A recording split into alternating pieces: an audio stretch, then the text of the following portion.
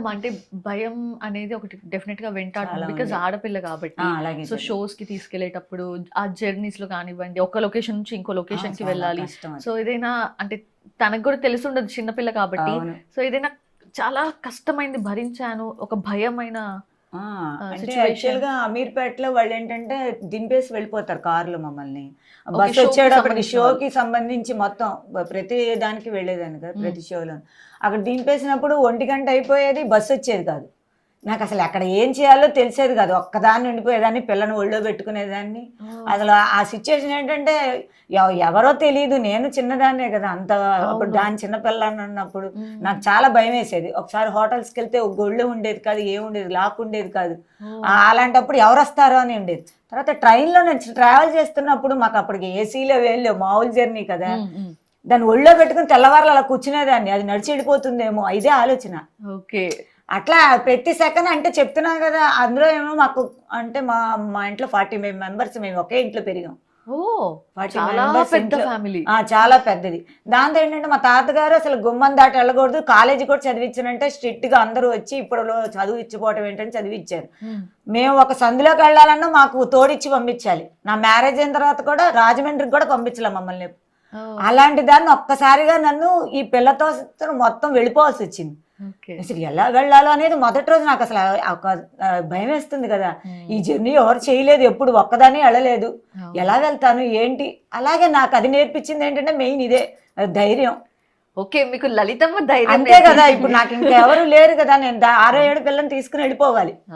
మరి నేను వెళ్ళకపోతే అది దాని జర్నీ ఆగిపోతుంది కదా. Correct correct. నేను ఎన్ని ఆగచాట్లు వచ్చినా, ఎంతమంది మాటలన్నా, ఏం పొద్దున్న వెళ్ళిపోయి రాత్రి దాకా రాదనుకున్నా, ఎవరు ఇంట్లో అంతా నేను బిడ్డకి చెయ్యాలి కదా నేను. కానీ నేను ఒకటే, నాకేంటంటే నేను ఆగిపోతే నా లలిత ఆగిపోతుంది అనేదే మైండ్లో నాకు, అంతే. ఇంకా వేరే థాట్ ఉండేది కాదు. మరొక 3-4 days అట్లానే షూటింగ్ ఉన్నాయంటే మా చుట్టాలింట్లో దిగిపోయి అక్కడే పొద్దున 5ంటికే వంట చేసుకుని వెళ్ళేదాన్ని. మీరే వంట చేసుకుని? నేనే చేసుకునేదాన్ని, ఎవరికి అలా చెప్పేదాన్ని. ఓకే, చాలా పర్టికులర్. అంటే హెల్త్ కాన్షియస్, హెల్త్ అని అది ఉంటుంది. తర్వాత మేము ఎప్పుడు మొదటి నుంచి వెల్లుల్లిపాయ ఉల్లిపాయలు అలాగా కొంచెం కొంచెం అక్కడ కొంచెం అలా ఎక్కువ ఉంటుంది. మేము తినలేము అది. తనకి చెప్తూ ఉంటారమ్మా, అంటే చిన్నప్పుడు మీ జర్నీలో? కావాలనే చెప్తానండి, ప్రతి చిన్న విషయం చెప్తాను పిల్లలకి. ఎందుకంటే వాళ్ళకి తెలియాలి కదా. ఎప్పుడు అంటే వీళ్ళకి వచ్చేటప్పటికి మనం డబ్బు లేకుండా లేని రోజు అనే మామూలుగా ఉన్నారు. కానీ మేము ఆ డబ్బులు కూడా బియ్యం కొనుక్కోవడానికి లేని రోజు కూడా మేము చూసి వచ్చాం ఇంతమంది. అందుకని నాకు ప్రతి కష్టము తెలుసు. కష్టము డబ్బు ఉన్నప్పుడు వెళ్ళిపోవటాలు, పైకి ఎగిరిపోవటాలు, లేనప్పుడు అలా కాదు. నీకు ఉన్న దానిలోనే నువ్వు ఎలా 10 మందికి పంచి పెట్టడం నేర్పాము. ఇంటికి వస్తే ఎవరినైనా 10 మంది చూడాలి. మా ఇంట్లో 24 గంటలు 10 మంది లేకుండా ఉండరు. అలా నేను అలాగే చెప్పాను వాళ్ళందరికీ. ఏంటంటే ముందు మనం పెట్టాలి, ఎవరికొకరికి అన్నదానం చెయ్యాలి, మన ఇంటికి అందరిని ఆదరించాలి. ఇలాంటివన్నీ పిల్లలిద్దరికీ నేను మాత్రం ఖచ్చితంగా. మెయిన్ ఏంటంటే నాకు అబద్ధం ఆడకూడదు. ఓకే, అది చాలా పాతుకుపోతుంది అనమాట. చిన్న అబద్ధం ఆడినా కానీ నేను తట్టుకోలేను. అంటే రాత్రి తెల్లవారులు అది ఆలోచిస్తా. ఓకే, అది అంతకనే ఉండదు. ఓకే, వాళ్ళ నుంచి ఎక్స్పెక్ట్ చేసేది మీరు అది మెయిన్. అంటే ఆటోమేటిక్ గా అంటే వాళ్ళ బాండ్ పెరుగుతుంది అప్పుడు. అవును, కరెక్ట్.